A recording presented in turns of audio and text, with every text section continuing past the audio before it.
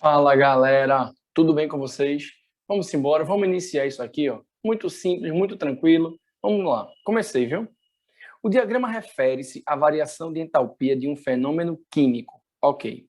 Temos aqui um gráfico que expressa uma substância A se transformando em uma substância B. E aí, se a gente fosse pegar e analisar esse gráfico no eixo Y, o eixo que tem a entalpia, colocamos, por exemplo, uma unidade de medida em quilojoules.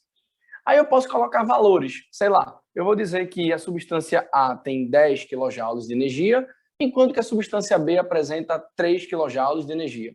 Bom, como eu estou falando de um processo onde uma substância A está se convertendo a uma substância B, eu consigo ver pelo sentido do meu gráfico que A tinha 10 kJ de energia, está virando B, portanto está perdendo energia. Cara, se a energia está sendo liberada, estamos então falando de um processo exotérmico. Acabou-se. Aí a questão que é o quê? Que você diga qual o fenômeno químico que esse diagrama se refere. Vamos embora? Vamos julgar cada item. Letra A, ele bota. O fenômeno químico se refere, letra A, derretimento do gelo em um copo de uísque. Pessoal, o derretimento de um gelo é você imaginar a água líquida absorvendo o calor e derretendo, virando, no caso é água sólida, absorvendo o calor e virando líquida. Então, a absorção de calor é um processo endotérmico, tá fora a letra A. A letra B diz, a secagem de roupa no varal. Bom, imagine que a roupa está molhada, a água na roupa é líquida, e aí ela vai absorver calor do ambiente para poder virar vapor. Então, se é absorção de calor, processo endotérmico também está fora. Letra C, formação de água líquida em um condensador. Oh, presta atenção. Imagine aquele processo de destilação, onde você tem vapor de água que passa pelo condensador, resfria e vira líquido. Então, a água líquida ali, ela está liberando calor. Para que o vapor de água se transforme em água líquida, é necessário liberar calor. Portanto, estamos falando de um processo exotérmico. Isso dá bem verdade aí para gente, tá bom? Letra D, a decomposição térmica da sacarose. Bom, decomposição térmica, ele já está dizendo, é preciso absorver calor para decompor a sacarose. Portanto, falso também. E a letra E diz combustão da gasolina. O que é que a gente não pode esquecer? Toda combustão é um processo também. Para aí, Rodrigo. Mas tem duas letras? Tem algum erro aí? Não. É que essa questão tem uma pegadinha muito boa, que se você não prestar atenção no texto, você fica para trás. Ele coloca assim, ó, o fenômeno químico. Portanto, se estamos falando de um fenômeno químico, a letra C não bate legal. Por quê? Porque a letra C é um fenômeno físico. É a passagem de água na forma vapor para a fase líquida. Isso é fenômeno físico. Agora, a combustão é sim uma reação química. Portanto, letra E para a primeira questão. Beleza? De boa até aí? Vamos embora. Vamos para a questão 2. Vamos perder tempo não. Vamos com objetividade. Questão 2 tem um gráfico muito grande que ele pode ser bem confuso se você ler de forma errada. O que é que ele diz?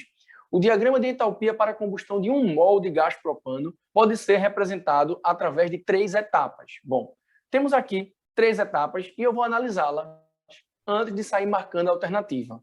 Primeiro, eu vejo que a primeira etapa, essa que eu estou destacando aqui de preto, ela representa a decomposição de quem? Vou dar um zoom aqui, ó. A decomposição de C3H8 mais 5 mols de O2 se transformando em 3 mols de carbono grafite mais 4 mols de gás hidrogênio mais 5 mols de gás oxigênio. Se a gente fosse juntar essa equação, a gente poderia até cortar o oxigênio com o oxigênio, porque a quantidade que eu tenho no reagente seria a mesma do produto. Esses oxigênios que estão aí servem para outras equações que estão dentro desse processo, não para esse processo 1, ok? Então, eu estou percebendo, Rodrigo, que esse primeiro processo, ele fala da decomposição e tem um valor de entalpia aqui ó, envolvido de mais 103,85 kJ. Bom, o segundo processo, ele fala de quê? Do carbono grafite mais o gás hidrogênio mais o oxigênio se transformando em CO2 mais gás hidrogênio mais gás oxigênio. Bom, mesma coisa que eu tinha dito antes. Você pode facilmente substituir o quê? Eliminar o oxigênio com o oxigênio, e aí você vai ter 3 mols de oxigênio no reagente sobrando. Eliminando hidrogênio com hidrogênio, elimina total. E é como se você tivesse apenas carbono, grafite, mais 3 mols de oxigênio se transformando em 3 mols de CO2. E esse processo que produz 3 mols de CO2 é um processo que é exotérmico. E isso para o processo número 2. Tá bom, Rodrigo? Vamos para o processo 3? Bora. Processo 3. O que a gente tem? Deixa eu apagar logo isso aqui que eu risquei, que não vai servir para a gente no restante. E vamos para o processo 3. O processo 3 tem o quê? Formação da água. Olha o que ele fez. Ele colocou 3 mols de CO2 mais 4 mols de hidrogênio mais 2 mols de oxigênio, produzindo o quê? 3 mols de CO2 mais 4 mols de água. Então é como se eu tivesse isso aqui, ó. 3 mols de CO2 corta com 3 mols de CO2 e eu vou ter simplesmente 4 mols de hidrogênio com 2 mols de oxigênio, produzindo 4 mols de água. Veja, 4 mols de água sendo produzido. E eu tenho uma entalpia de menos 143 kJ. Beleza, Rodrigo. Esses são os 3 processos. Eu vou apagar tudo, porque eu não quero deixar isso muito riscado, não. Pode confundir a gente, tá bom? Então, bora tentar entender o que ele quer com essas informações. Ele coloca assim. Analisando o diagrama e utilizando seus conhecimentos de termoquímica, pode-se afirmar que, letra A formação do propano gasoso libera cerca de 103,85 kJ por mol desse alcano. Veja só, preste atenção. O que é que a gente tem? A formação é um processo que é inverso à decomposição. Onde é que a gente tem decomposição? Aqui, ó, processo 1. O processo 1 é o propano, carbono, grafite mais hidrogênio. Então, peraí, Rodrigo, deixa eu anotar isso. Vou anotar aqui de lado. C3H8 se decompondo produz 3 mols de carbono grafite mais 4 mols de gás hidrogênio. Bom, esse processo nesse sentido, ó, o sentido está aqui, ó. Se você ver direitinho, o sentido está aqui, ó. Então, nesse sentido, é um processo que é o quê? Endotérmico. Então, peraí. Isso quer dizer que se eu visualizar o sentido contrário, o que é o sentido contrário? É o carbono grafite mais hidrogênio se transformando em propano, quer dizer que estamos falando do processo de formação do propano. Isso. Nesse sentido aqui, ó, é a formação do propano. Então, se é formação do propano, o que é que muda na entalpia? Apenas o sinal. Ao invés de ser mais 103,85, vai passar a ser menos 103,85. Portanto, será um processo exotérmico. Vamos anotar isso aqui? 3 mols de carbono grafite mais 4 mols de gás hidrogênio, produzindo C3H8. Esse processo ele é o contrário do processo anterior, portanto, ele é exotérmico. E é exatamente o que a gente tem na letra A, que é a formação do propano libera a mesma energia que a decomposição absorvia. Portanto, letra A para a questão 2, ok? Vamos de questão 3? Questão 3, também tranquilinha, ela diz assim: uma das consequências das trocas de calor que ocorrem durante uma transformação química realizada em meio aquoso é a variação de temperatura do sistema. Se o sistema recebe calor, esse, no caso o sistema, sofrerá um aumento de temperatura. Opa, vamos botar assim, ó. Sistema absorve calor, não é isso que ele está dizendo?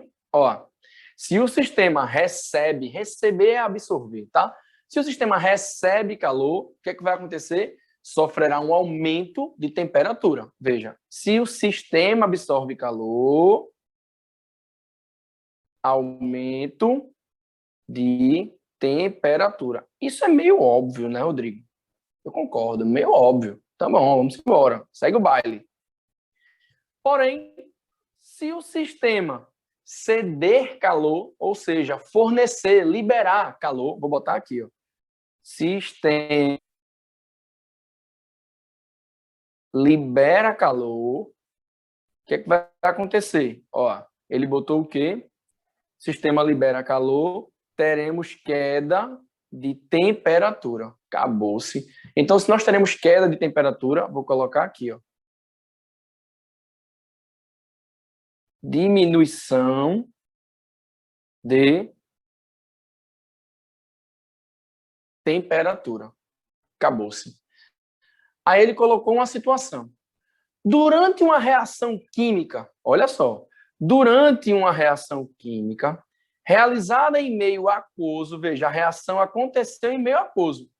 Observa-se a variação da temperatura do sistema de 22 para 28. Veja, a reação aconteceu na água.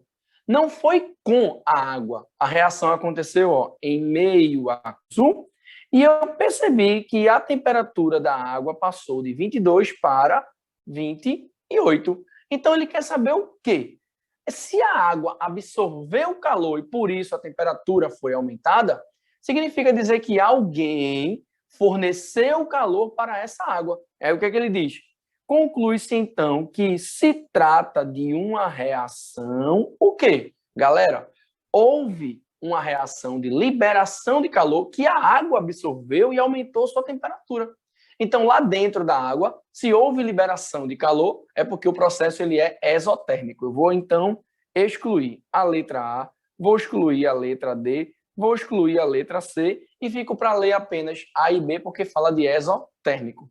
E se o processo, se a reação ela é exotérmica, significa dizer o quê? Que a reação cedeu calor para o sistema. Portanto, letra A vai ser a resposta para essa questão, ok? Pessoal, eu acho que deu para a gente entender como é que vai funcionar a nossa jogada aqui. Hoje é o nosso primeiro encontro. Espero que vocês aproveitem o máximo que vocês puderem. E amanhã tem mais, tá bom? No final aqui vocês podem pegar esse PDF todo em branco para vocês preencherem e riscarem do jeito que vocês quiserem, tá bom? Ó, um super beijo para vocês. Valeu, até amanhã. Tchau, galera.